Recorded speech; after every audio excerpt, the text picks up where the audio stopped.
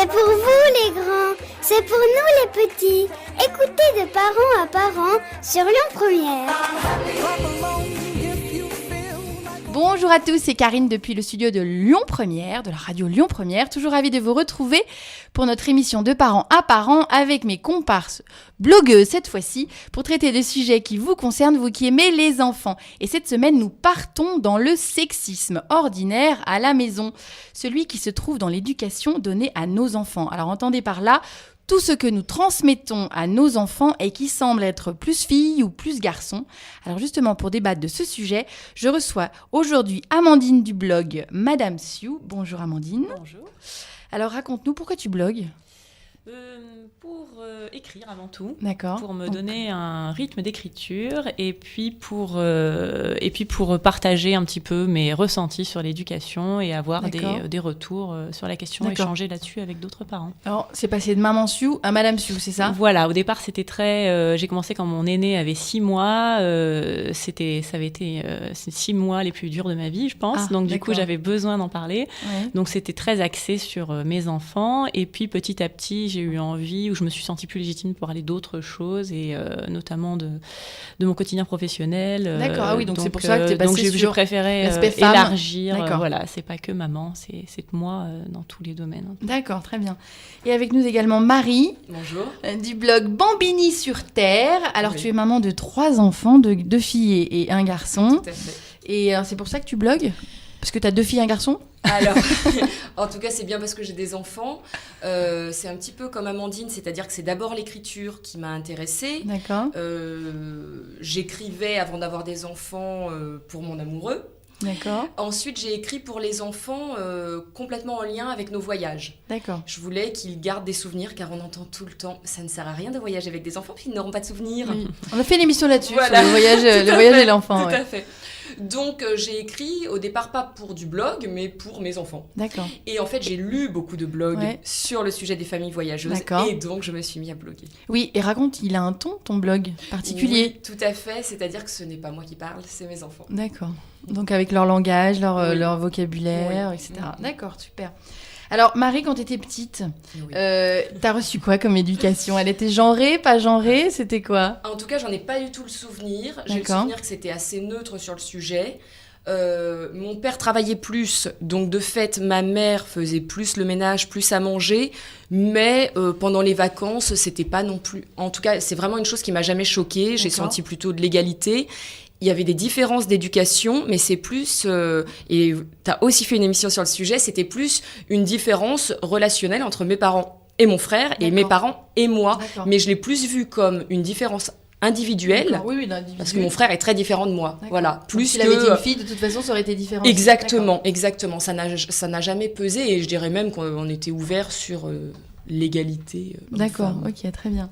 Et toi, Amandine, comment ça s'est passé ton éducation quand tu étais petite ? Alors chez moi, on était 2 filles, donc pas vraiment de point de comparaison. Après, je sais que mon père, ça lui arrivait souvent de dire qu'effectivement, il aurait eu un garçon, ça aurait été différent. Il l'aurait éduqué, il n'aurait pas été strict sur les sorties de la même façon, au niveau des horaires. Il aurait été plus souple, tu veux dire ? Voilà, il aurait été plus souple parce que pour lui, voilà, c'est toujours le risque que la fille elle se fasse agresser sexuellement. Et on était toujours très prévenu là-dessus. Mais bon, du coup, ça offrait pas les mêmes libertés. Il reconnaissait ouvertement que oui, un fils aurait eu plus de liberté. D'accord. Après, et aujourd'hui, avec tes enfants, ça se passe comment ?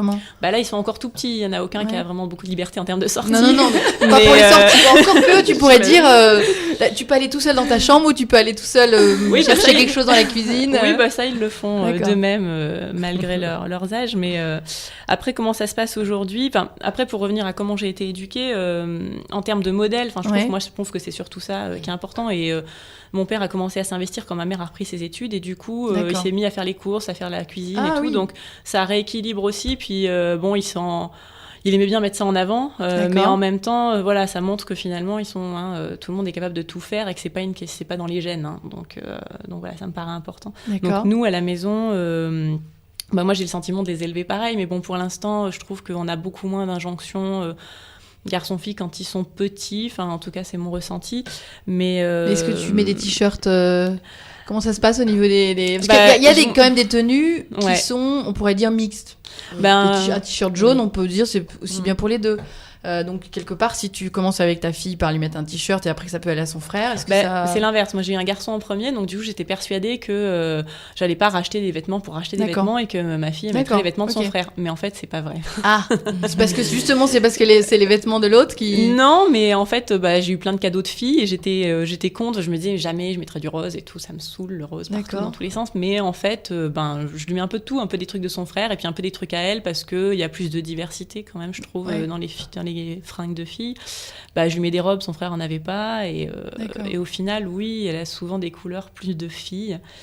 Mais bon, je me console en me disant que par contre, sur tous les autres aspects, je suis très vigilante sur les côtés. Vas-y, raconte. Qu'est-ce que tu fais ce que je fais, c'est surtout comme je disais, dans les modèles qu'on représente, mon conjoint et moi, on est relativement bien investis tous les deux dans toutes les tâches du quotidien. Et je me souviens que j'étais très heureuse quand mon fils était tout petit, qu'il commençait à parler. Il aimait bien nommer les objets dans la maison et dire ça, c'est à qui ça appartenait. D'accord. Donc, alors, le robot ménager était à maman.